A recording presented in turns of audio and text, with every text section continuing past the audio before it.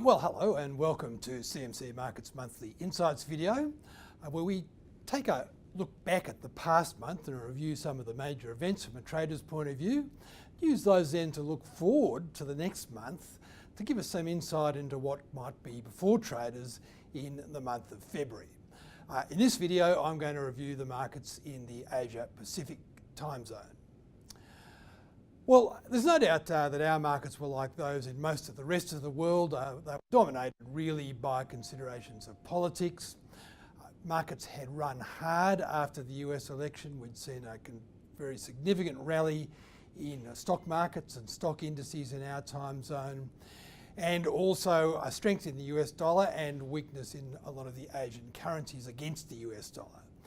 During January, markets got down to the task of thinking, well, have things run hard enough on these themes, and began to batten down the hatches, if you like, for Donald Trump's inauguration and the big rush of policies that's likely to follow in the next few months. Markets also had a watching brief and will continue, I think, to have a watching brief on European politics. And one thing that did happen, of course, during January was Theresa May's speech on her Brexit policy, including an announcement that she would refer the policy to the UK Parliament for final approval. Turning into what was going on elsewhere in the market, some of the things I think that were key features and might be pay to keep an eye on in the next month or so were, firstly, as far as the Australian markets are concerned, a continuation of the longer for stronger theme when it comes to base metals. So looking here, for example, at the copper chart, you can see that copper had a good month in January. To date anyway, just before the close of the month, it's up about 7%. But it is closing in on a resistance level, and that could be significant for the next few weeks.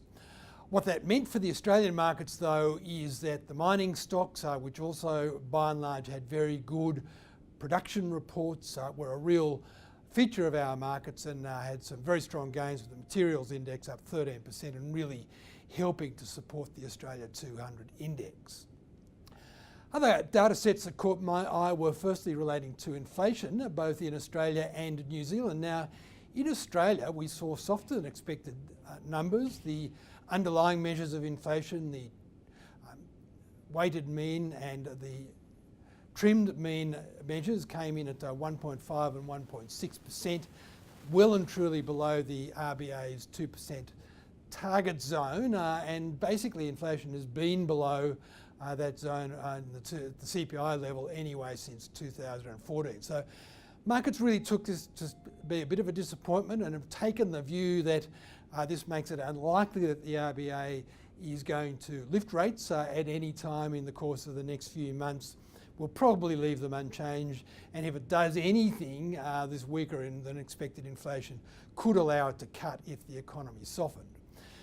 It was a bit the opposite in New Zealand, though. New Zealand saw good inflation data. Their core inflation up to 1.6% from 1.3%, better than expected, and really the market's taken that as assuming that any further rate cuts from the Reserve Bank of New Zealand are now off the board. A couple of highlight numbers from Australia were the trade balance figures and the Services Pmi. Now, both these were really good, strong numbers. Our trade balance returned to a surplus for the first time since 2014 at $1.2 billion. This is all about price and about the price of the big exports like coal and iron ore. But whilst this may not flow into gross domestic product figures, which are generally about volume, prices will help support the Aussie and also could improve incomes, including wages, throughout the economy. I give a special mention to the Australian Services Pmi, which had a really stellar jump in January to 57.7. Now, this is not a number that the market normally looks at very closely, but services businesses, of course, are by far and away the biggest business sector in the Australian economy, dwarfing manufacturing and agriculture. This was a strong number on new orders, sales and employment conditions. So keep an eye out for this in months to come. If this stays at a good robust level above 55, I think it'll certainly be a positive for the Australian economy. China's data, the monthly data, always important. The GDP number for the December quarter came out close to expectations at about 6.8%. Most of the rest of the monthly data was the same. Very pleasing though to see retail sales continuing to be pretty strong and suggesting that the Chinese authorities are getting some traction in rebalancing their economy towards the domestic sector. And finally, another number that caught my eye was right at the beginning of the month, which was the GDP result for Singapore, which was well over expectations thanks to a strong rebound in the manufacturing sector. Despite this strong rebound, however, GDP growth for the whole of 2016 is still at a pretty soft 1.8%, and is expected to remain pretty moderate as the island trading economy struggles with soft global growth.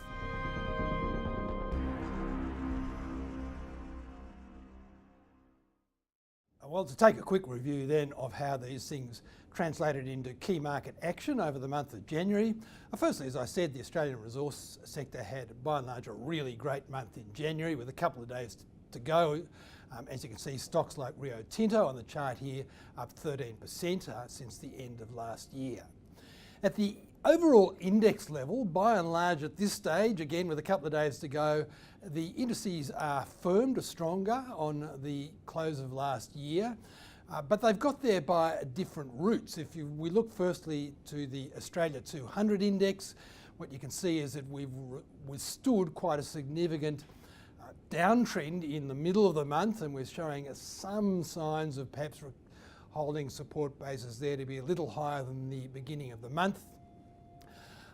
In Japan, we're also up at this stage over the month, but as you can see, that Japan 225 has really lost momentum since the big post-election rally and is drifting sideways in a chart pattern. But the Hong Kong 50 contrasts with both of those markets and has been in a consistent uptrend throughout January, although you might argue, and it may well prove, that that uptrend is itself just a correction against a deeper downward move. With currencies, I think the dominant theme has been a downward correction throughout most of January in the US dollar, and I think that's neatly represented by this US dollar Singapore dollar chart, which I'll return to when we get on to how things might pan out over the next month or so.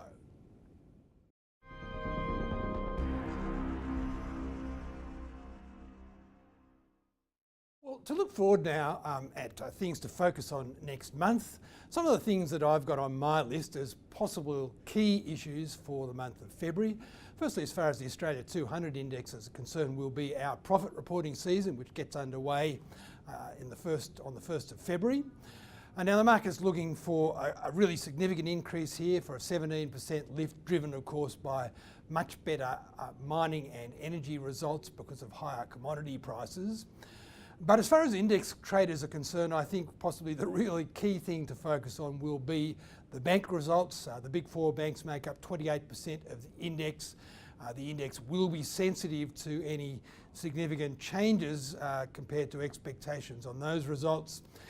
The NAB trading update, quarterly trading update on the 6th of February, followed by the Commonwealth Bank's half-yearly report on the 8th of February, will probably set the tone there for the market's overall attitude towards the outlook for banks and therefore to some extent for the index. Now, always important of course to keep a watching brief on China's monthly data, their PMI and export data.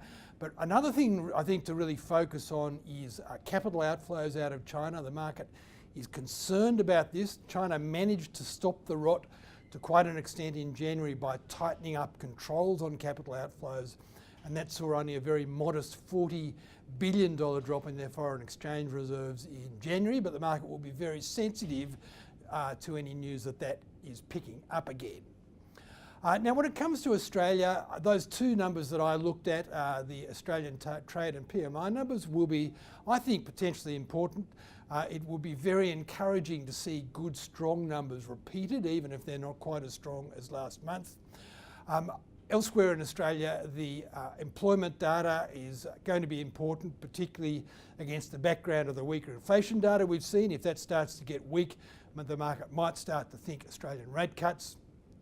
And we'll also see the quarterly data on the state of the Australian economy coming through at the end of the month. And probably the standout there from February is going to be the private capital expenditure data. Very important because that gives us a read on business investment, and in particular what sort of a job a business is doing outside the mining area in picking up their investment, which is crucial to Australian growth and to how the RBA sees things. Probably one of the key numbers for New Zealand will be very early in the month with their quarterly employment data. Always important because it is a quarterly data set. And then finally we've got central bank meetings this month from Australia and Japan. Neither of those really are expected to deliver any changes at this stage, but certainly markets will be focusing closely on them.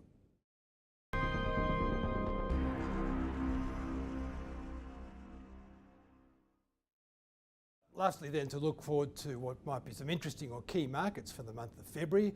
I'll begin with the Australia 200 index. The chart here shows what looks as though it might be quite significant support for the Australia 200 in the form of previous highs around 5,600 or just below 55.96. If the Australia 200 can manage to hold above that, then that continues perhaps a range trading neutral outlook, and of course if we broke up over the resistance of the previous highs, that would convert into quite a bullish outlook, suggesting an ongoing quite impulsive move for the Australia 200. I will be alert though to the possibility that we break below that support. If that happens, then I think that implies that we could be in for a deeper correction of the whole move since the US election. That could take us down to the deeper retracement levels I've shown there, possibly even as far to, as say the 54.37 level, which is around the 50% retracement level, and also where the 200-day moving average is at the moment.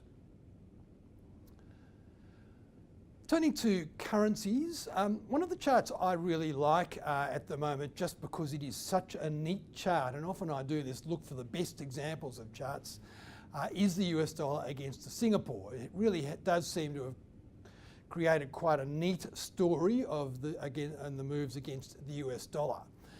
It does look to me as though we may have completed a major five-wave advance in the US dollar against Singapore, as I've got here. We've pulled back pretty well exactly or very close to the 38.2% retracement. And that just gives the possibility that we might rally a bit further here, not take out the previous highs, but rally up to around the 78.6% retracement, say, of the last decline before falling away to deeper levels. And so certainly one thing I would be on the lookout for over the next few weeks is any rally that we do see in the dollar Singapore that might show signs of stopping at key levels, setting up for a selling opportunity. And then finally, my last chart here is the Aussie against the US dollar, which I think is also a very interesting chart in the big picture, because it really does look as though it's in the process of completing a very large triangle formation, as I've got drawn on the chart here. And you can see that it zigged and zagged to get up to the extremes and down to the supports of that triangle.